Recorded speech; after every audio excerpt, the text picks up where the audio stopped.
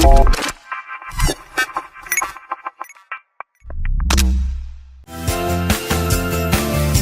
everybody, welcome to the podcast, Olympic Minds Leaders Beyond Limits.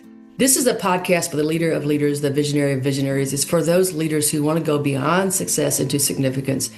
If we want to go beyond mediocrity into mastery, that's why this podcast is not about theory. It is driven by those people who are grit-tested, heart-proven, and results-oriented, like my friend Daniel O'Keefe. I'm Sherry Winn, your podcast host, two-time Olympian, national championship basketball coach, author of 5 leadership books, and CEO of the Winning Leadership Company. So today we have Daniel O'Keefe. He's the Chief Product Officer and Merchandising Officer at O'Neill. And one of the things I loved about Daniel is I've already had him interviewed him for one of my books on winning wisdom, 247 Secrets to Power for Businesses. He believes in the empowerment of teams. He works very hard to create a culture where it brings clarity and it brings people together and they feel empowered to be innovative and creative with, of course, strategic vision as top of that. So Daniel, why don't you tell us a little bit more about yourself? Yeah, hey, thanks for the invite. Yeah, I'm Dan O'Keefe. So I've been Chief Product Officer and Merchandising Officer at O'Neill Europe for the last 5 years, where I lead basically the product engine of everything that's going on in terms of product and sourcing and sustainability for O'Neill, the surf brand, from a European point of view. And I've been doing this kind of role and leading teams within buying and fashion and sports and outdoor for the last 25 plus years. And I'm lucky enough to work at a great brand, and we're doing some really strong things at the moment. And great pleasure also then to be talking to you, Sherry. Thanks, Dan. So here's what I want to ask. We were talking a little bit before we got on today about, the things are going really well. So I want to know, in this time of chaos and confusion where there's a lot of companies who are struggling, what's the secret behind your success? What would you say is the number one secret that's helping you be in that marketplace where you're finding and driving success where other people are failing? I think it's simple, really. I think O'Neill within Europe for a long period of time had a bit of confusion and the lack of clarity on its positioning. But what we've really done is focus especially over these last 3 years, really focus on what makes O'Neill great, why it exists, what its purpose is in the marketplace, in the environment we're in, and really doubling down on that, then having a clear vision and a clear strategy, and then empowering the team to execute on that vision and that clarity, and just keeping it really super simple. And it appears to be working at the moment. What makes you great? So what makes O'Neill great? So you said we have to really get clear on, clarity is the North Star, right? So if we don't have clarity, there's no possibility of us really getting where we want to go. We have to do that. But what is it that makes your company, O'Neill, so great that you can sell to both your team members and to your clients? No, I think it's the heritage of the brand. We'll be celebrating in 2027 our 75th year. And so with that comes a load of innovation, a load of heritage. We were born by a great founder, Jack O'Neill, who invented the neoprene wetsuit. And even today, 75 years later, we have the market share within the wetsuit industry. And it's not really changing from that, really. We are a surf brand, but we want to be more than just wetsuits as well, and really kind of talk to that surfing community. So it's about building product that resonates with those guys, and then it also has a broader appeal as well. So it's really kind of thinking about our heritage, sticking to that, and not forgetting where we came from.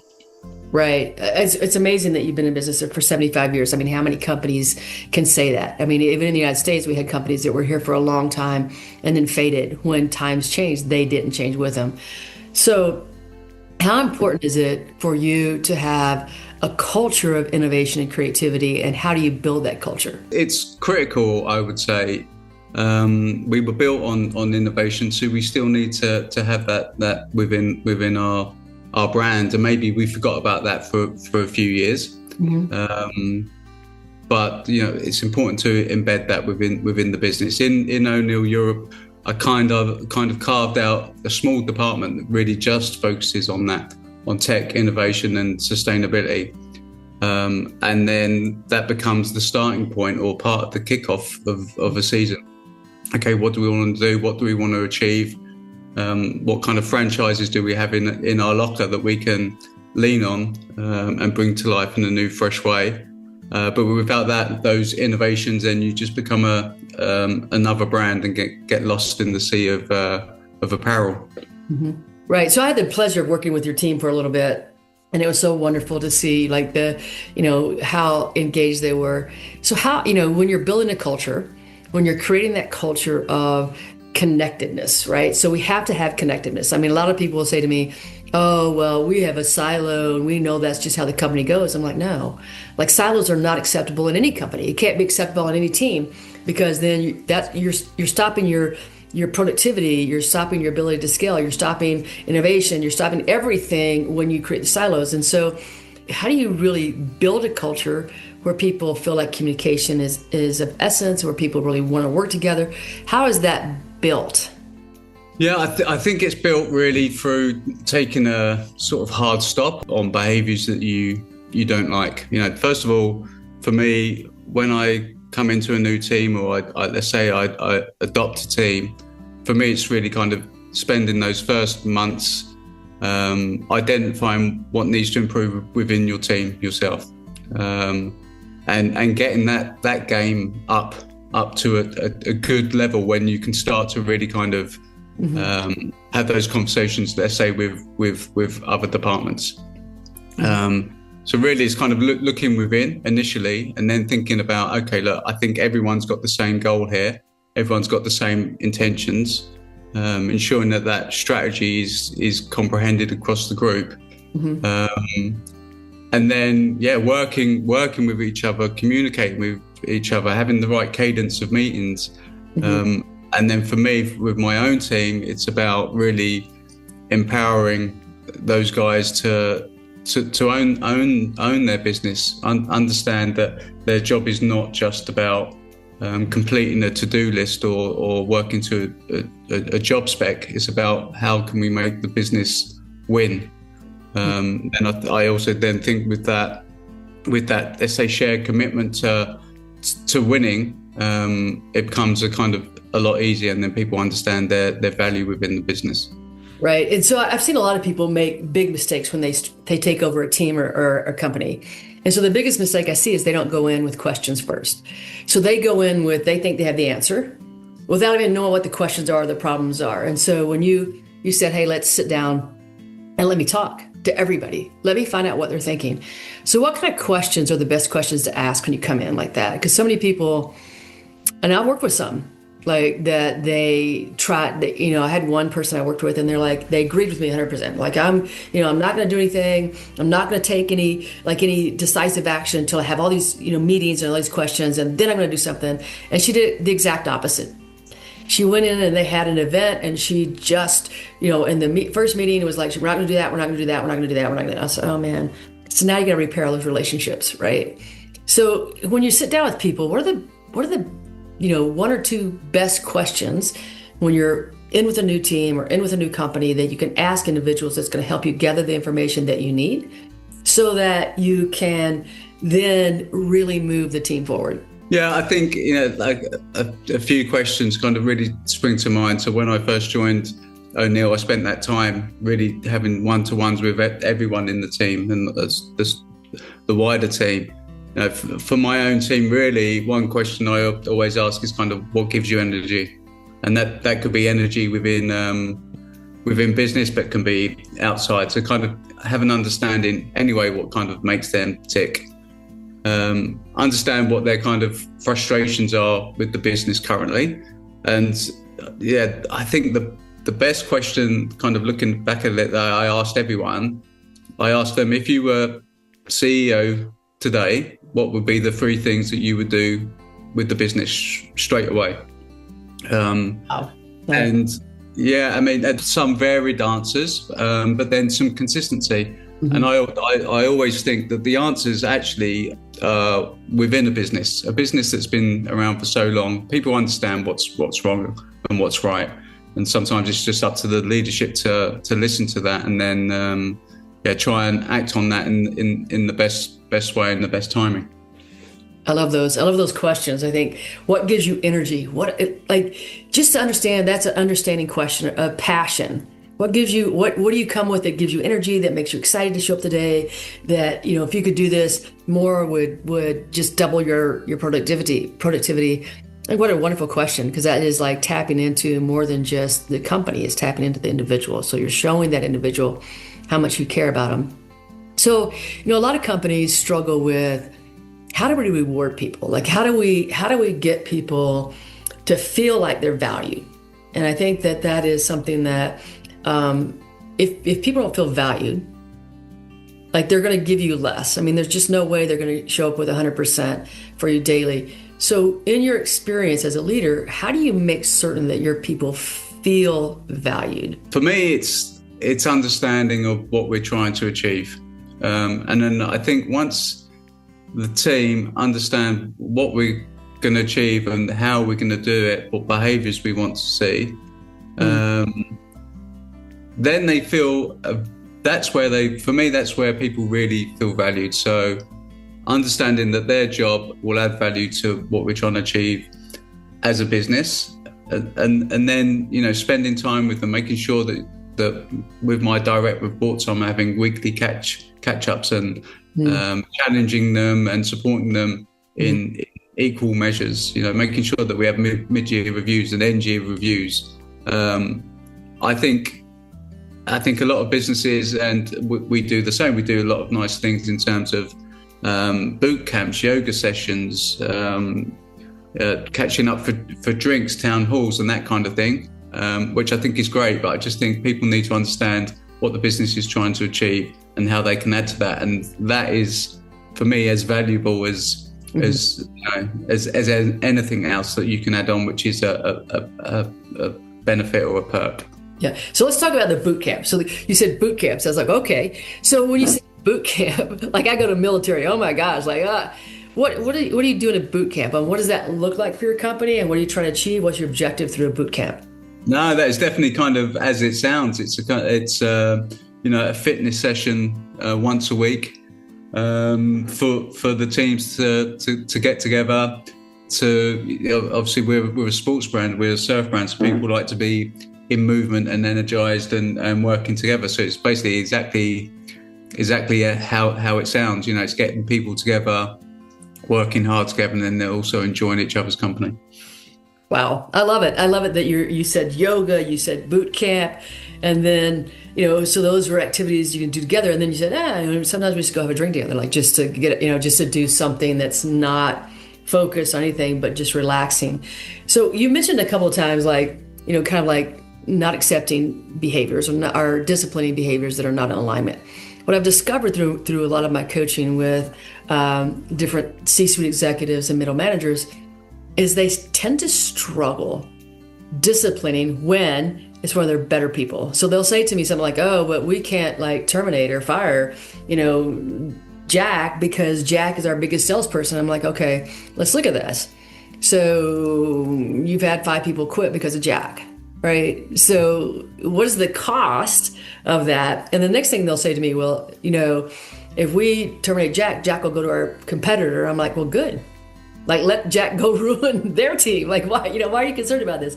So how important is it, like, when you say discipline and to catch those toxic behaviors early, how essential is it to do that? Because from my perspective, if you don't do that, you ruin a team. I think it's absolutely key. And it's the silent, for me, it's the silent red flags, It's those team members in the team that want to avoid a one-to-one or a catch-up, or want to avoid a coffee chat, or they're early red flags to me that says someone's not 100% engaged and committed to what we want to achieve. And if someone is committed and engaged, then I would do everything, in my power to support them and help them succeed. But if they're not, you don't know what conversations they're having across the business. And, it's likely then to be less positive and kind of disruptive on what you need to achieve.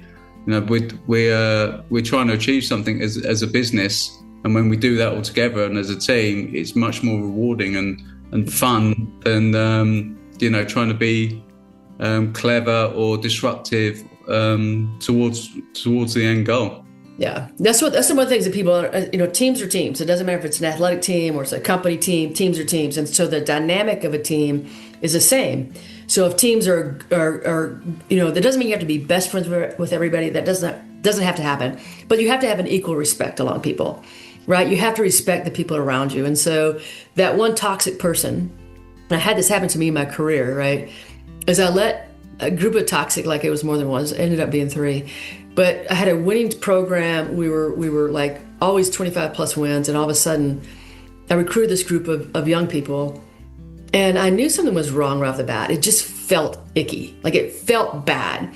And all of a sudden we go from a winning team to a losing team in one season. One season, right? And I was like, wow. And so it took me a while though. I'll tell you, Daniel, it took me a while because I was like, I just invested a year in these people. And we've had good culture before, and certainly they're going to see the culture and they're going to adapt to this. And I was like, I got to give them a chance. Well, no, because they ruined us. I mean, they tanked the program. And when I got rid of them, and I had to take myself, I was like, well, if I get rid of all these sophomores now, that means I have to depend on young people to win. But I knew, like, I was like, we're hurting, like we just can't turn it around. And when I got that new group of people with better energy and more excitement and more passion and more willingness to play together, we went from a losing program to a winning program in 1 year. We went back to 27 wins, right? So that's the key. And so many leaders fear losing a talented individual, or they fear having the tough conversations.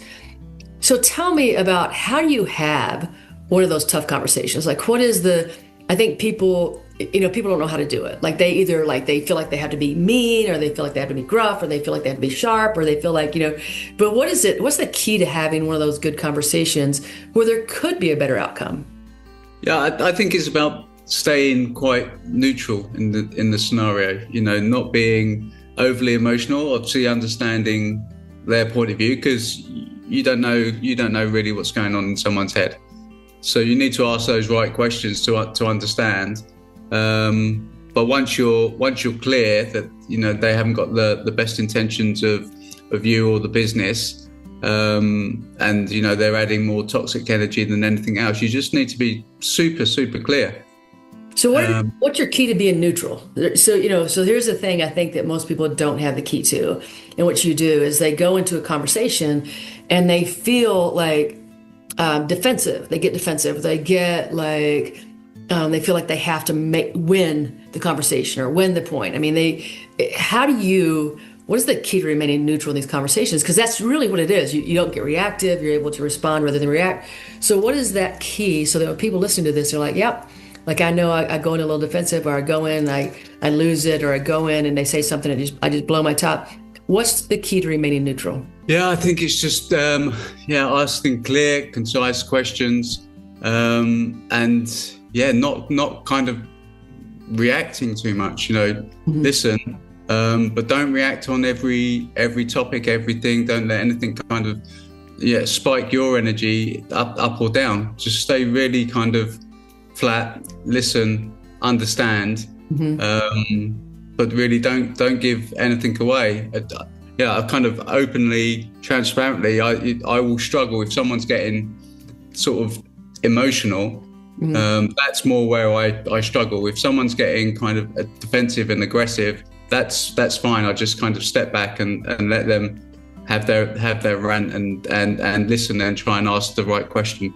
But if someone's being more kind of emotional, then I really feel okay, that there may be something behind this, and it's not that they're just being disruptive, for being disruptive sake. Maybe there's something there, and that's where maybe then I tend to yeah.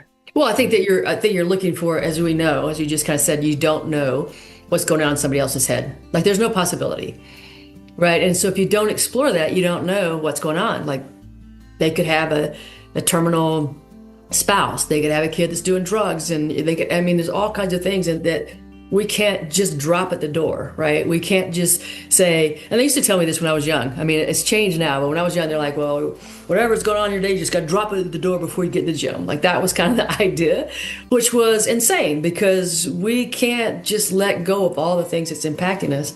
So what kind of do you guys have a program, or do you have a way to help those people once you've discovered, like maybe, hey, there's something else here that's deeper that they could, if they got this coaching, or if they got this opportunity, that they could potentially come back with the great talent that we knew that they were? Do you have an avenue to help them down that pathway?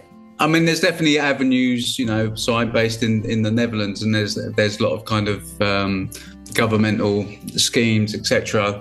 And they really kind of look after individuals and employees. And then internally we have kind of advisors, two within the business and one external, that if anything's kind of any issues that they can talk to them about that. So there's definitely kind of things in place. But I think, whether it's a symptom of kind of post-COVID, etc., we have a lot of people, and I hear, within the industry and wider, a lot of people now kind of suffering more with mental health and stress, and then needing to have time off. And then it's about kind of understanding their situation, then integrating them back in the business in the right time and in the right pace, and then getting them back up to 100%. And I've had examples where we've managed to do that, and that's fantastic. And there's examples where that kind of hasn't happened, but the systems in place in the Netherlands are really supportive of that, actually. So that's a good thing from that point of view. Yep. So if you're looking at like having a winning team, right? So a winning team is like, what are a team that is going to be productive, is going to be able to overcome the obstacles in front of them, a team who will compete at their highest level, a team who's going to be innovative and creative. What are the 2 or 3 key elements of a team that's going to be that winning team that's going to help you win? Like, I mean, some people will say talent, but I'm not sure. Like, we do need talent, but I don't know if that's the number one key. No, look, I think it's for me, it's resilience and being agile, and also then taking that sort of responsibility yourself. I don't want to be the one that kind of comes up with all the answers and telling people what to do. I want the team. So obviously I have a wide team, then I have kind of 4 people that report directly into me, and I want those guys to be leading the wider team. And I get that, and we got to that stage by really giving them the space, giving them the ownership. There's a few kind of critical things within in the roles that we do, kind of calendar management, and really kind of understanding critical time points where I've given that really to the team, and my predecessor kind of owned all of that kind of thing. So it was really about kind of empowering them and allowing them to be resilient just by listening, just by having an open door policy. Whenever they need my ear, I will give them my point of view if that's what they want, but I'll always ask them the first question, okay, what's your point of view? How do you see it? And then, I would pride myself on my ability to give an option, to give a direction quick, right, and to keep kind of momentum and not stagnate. So I think that kind of empowering thing, teaching them to be resilient, and then thinking outside the box and being agile would be the key things over talent. Right. So it sounds like that you have, and this is why I'll kind of say it this way, you put your ego in the backseat. Like you don't say, I need to run the team, or you need to listen to me, but it's really about them first and then you. So to get to that space where you can empower other people, like you can delegate, empower, when they come into your office and their first question is not about like, I've got this, but you're like, so tell me what you've tried, or tell me what your thoughts are, or, take me down where you think we ought to go. Like, your first questions are those questions. What that means to me is somewhere along the line, you have been able to really put your ego in the back seat, and you've come into this place where it's them first, like your team's first, and what they achieve is more important than what you achieve.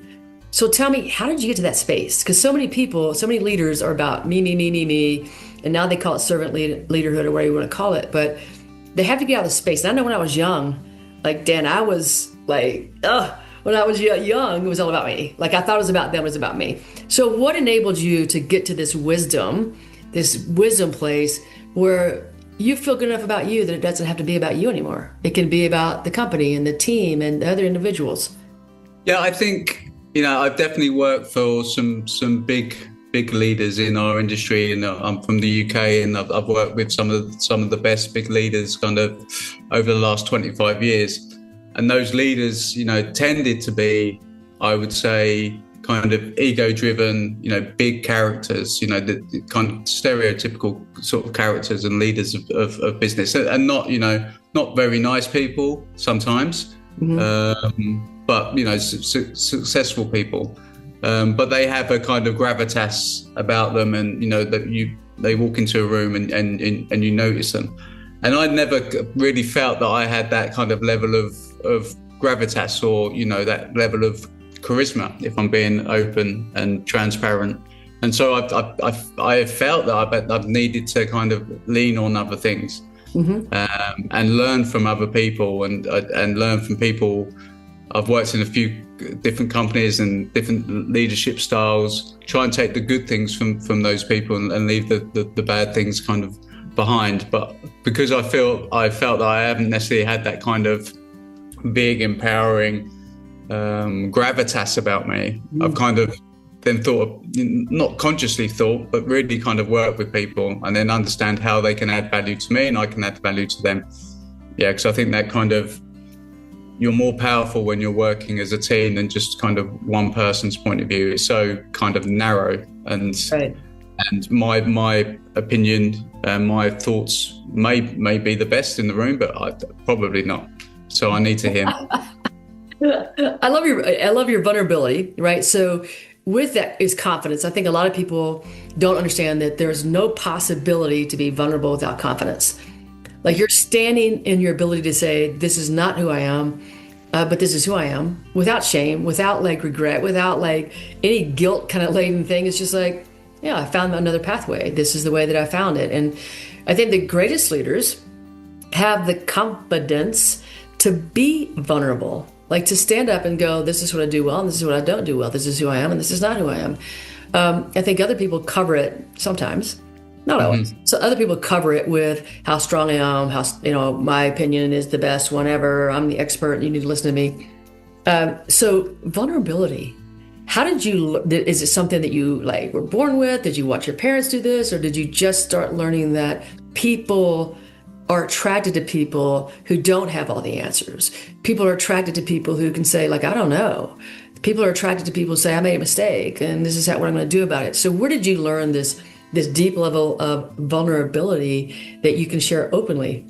I don't know if there was like a turning point or anything. Maybe it was something I was born with. I certainly didn't see necessarily my parents having that those traits. But yeah, I don't know necessarily the answer to that, other than I think for me, it's always important that people kind of respected me rather than being fear of me. And it's important to me. It's not important that the team like me. It's important that the team respect me. And I think if I can talk to them as a human being and also then connect on that human level and not just a business level, then that's important. And also, yeah, I can't anyway give level of attention to sort of everyone, so I need to really build strong relationships with my peers, and then also with my my direct reports, and they see me probably quite vulnerable, but maybe the wider team probably don't see that. Right. I mean, people will tell me that, man, you're so vulnerable. I'm like, I don't think so. I don't think they go, well, you'll say things about yourself. I'm like, well, that's just truth. Yeah. And that comes down to confidence, right? So have you always been a confident leader, or did you start out like lack of confidence and you had to grow into confidence? Because I think a lot of people, believe it or not, Dan, so many people come to me for coaching who have the imposter syndrome. Like they come in, they're like, CEOs, COOs, CROs. I mean, people come in there, there's like, I just don't have the confidence. And they feel like they're an imposter. If somebody finds out who they truly are, they're going to lose their job. So what is this level? Like, did you learn the level of confidence? Did you ever feel imposter syndrome? Did you have to work through it? Because it is when people tell me imposter syndrome, I'm like, you know what? Look, everybody has that, because when you're entering something new, you're going to guess, you're going to self-doubt, you're going to guess if you can do it. But where did you grow this level of confidence that you show up as? Like, your essence of your being is a person who is so confident you don't have to talk about yourself a lot. You don't have to like puff it up and say like, this is who it just oozes kind of through you, right? So where did you grow that? I think I've become, successful in my own way and own level, from a career point of view, just because I'm quite ambitious or quite curious, and I never really understood what the ceiling is and how far you can push, in a naive way, that then I always wanted to get to kind of that next level, not in an aggressive way, but just to continue to challenge myself. And then, so that kind of got me to a level where you need to lead, or then you become a leader. I think at one stage, I've never had imposter syndrome because maybe I just don't think that deeply about stuff or worry too much about that stuff. But I always kind of questioned, why would people see me as a leader, maybe 10 years ago in my career? Because I know that person over there is also extremely talented and extremely capable. So why would someone listen to me over listening to him or her? Right. And then I think then through kind of feedback, and then you kind of pick up on cues to say, oh, look, that person actually did kind of listen to me. And my sort of style of coaching and mentoring has almost been like, I think when you do it well, people don't even realize you're coaching them and mentoring them, but they're kind of picking up their game and picking up their level. And then they get confidence also in themselves, because they don't think it's your work. They know, or they think it's their own work. So I don't think I had imposter syndrome, but I never felt better than anyone else, and I still don't really now. I don't feel, but I do feel people need to be led and want to be led. Yeah. And that's the key thing. Well, you have to have a leader, and you can't have 5 leaders all trying to pull, because that pulls the team apart. You have to have somebody that is giving direction and showing people the right pathway down that road. I'm so interested in you because you're just so like level. I think that would be you said neutral before, but I would say level, where it's hard for people to talk to people and have respect for somebody who's all over the place. Like, you just don't know if one day you go in to talk to them and they blow up and you're like, man, I'm not going to talk to them again, because who wants to experience that? And if one day, they're just not questioning you in a way that says, tell me more about that, but, why did you do that? Like, that's different than, the levelness that you bring into the equation. So, I still think that everybody has to go through some sort of like deep life lesson that helps them evolve. So if you were looking back on your career and your personal life, and what's the biggest challenge that you had to go through that you came out the other end and you're like, I survived, because obviously you're still here. I got it. What was a challenge, and what did it teach you that helped you evolve? I think sort of many things. I mean, I had, I would say, a fairly tough-ish kind of upbringing, a tough relationship with my my father, and we weren't close, and I didn't see him from the age of kind of 16 onwards. And when I kind of made that break from my family at one stage, and then came back, close to my mum and my sisters, I think that was a big sort of change in me. Then I went at the same sort of time off to university, and then understood, if I can be confident in myself and don't worry about what other people think of me or anything like that, that was maybe the shift, where I was like, look, I don't really care what other people, not in a dismissive way, but that helped me be myself, I think, and be happier in my own skin, let's say, a lot quicker. I think that people believe, like people like you who are and me out there, we've accomplished things, you've had, you've been a global leader in different things. And so a lot of times people think, well, you just came, you grew up in the right place at the right time with the right people, and you just had this golden brick road to where you are today. But it's not true. And I think it's important that people know it's not true. I mean, you had like you said, a challenging childhood, and somehow you found your way. Like you were able to gain that confidence by finding your own way, and then that gave you confidence because you knew you could do it. So what would you tell people, like if you were to look at one of your team members and you knew, like, if they just stepped into their confidence, that they would change? I mean, this is like one of the things I work with. I had a guy that was a CRO, and he was working for a leader that was, the guy was negative. He always brought him down. He was forcing him to tell stories about the stats that he was seeing to the board. It was just really a negative scenario, right? And then once he had the confidence to break off that, like he was able to move out of that, now all of a sudden he's like, oh my gosh, this is the happiest I've ever been. And he's been interviewed for a CEO position. He's been interviewed for some other positions that would really bring him like double, triple the money he was making. But he didn't have the confidence to step out of that, right? He had to work with a coach to be able to step out of that. So what would you say to your people who lack that confidence? How can you help them step into their own confidence so they can see the brilliance that they can bring to the workplace? I think it's like human nature that people will amplify negative things and nullify the positive. So if they're getting feedback on something, you can say 10 good things about someone and one bad thing, and they will just like super hyper focus on the negative. And I think that's kind of the way humans are. But I think kind of one example I'd bring is maybe 3 years ago on our journey and my SLT on our journey, I really got the guys thinking about outputs and what we want to achieve, and really about targets and KPIs, because we needed to at that stage. And we kind of hyper focused on these things, really prioritizing on the things that were going to move the needle. And then about 9 months ago, we had a scenario where workload was high, pressure was high, everything was kind of colliding, and stress levels kind of peaked. And what I noticed is that my SLT were just really getting at each other and blaming each other and pointing at each other and not coming together as a team.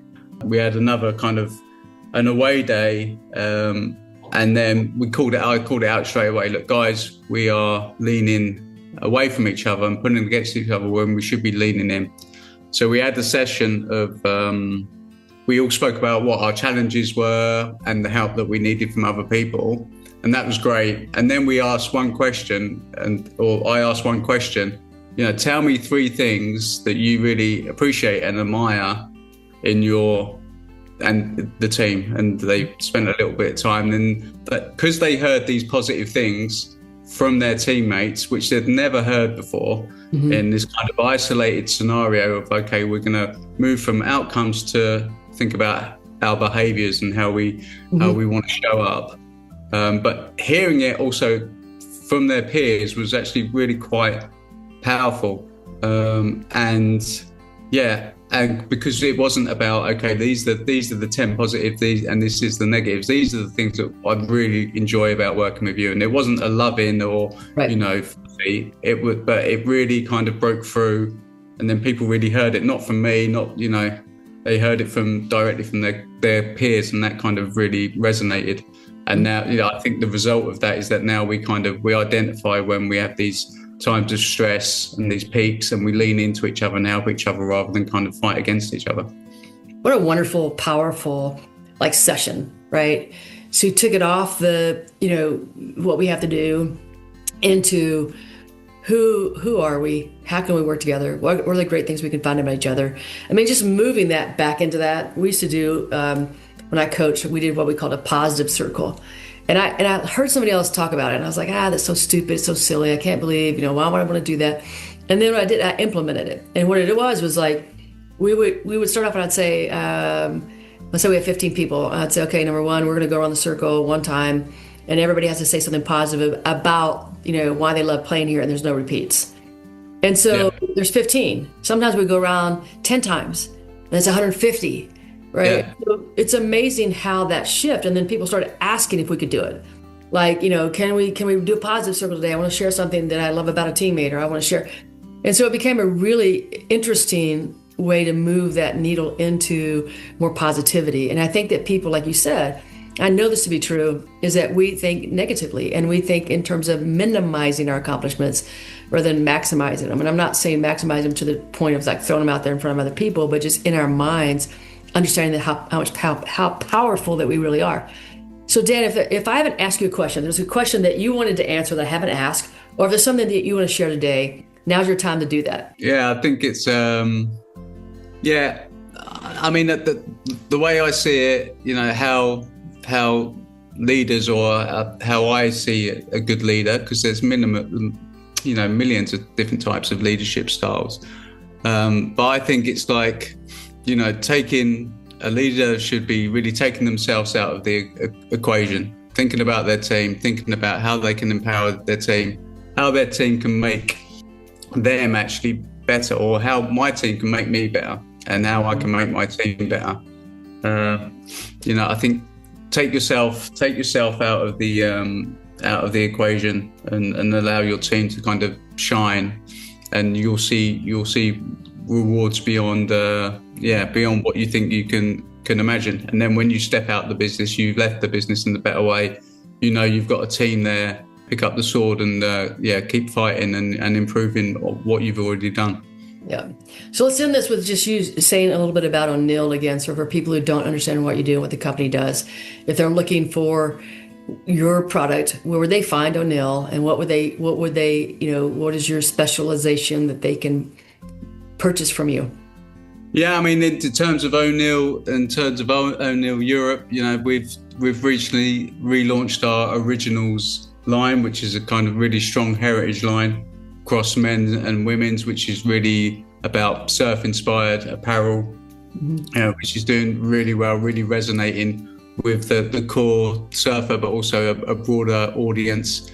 And then we're just coming up in Europe. We're coming up to winter, and I look after the global the product line for the snow collection.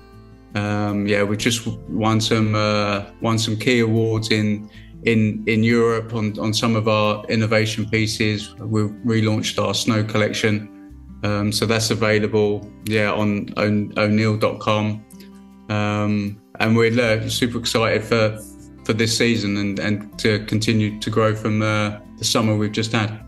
Awesome. Well, thank you for your time. Thank you for all the sharing of leadership. I think this is the different of Olympic level minds, right? We think differently. And for those people who understand, one of the most powerful things I think you said was it's not about you. You have to take you out of the picture. And it doesn't mean that you don't think you're worthy. It's you're so confident and you're so full of who you are and the awareness of who you are and the power that you bring, you can truly focus on your team members.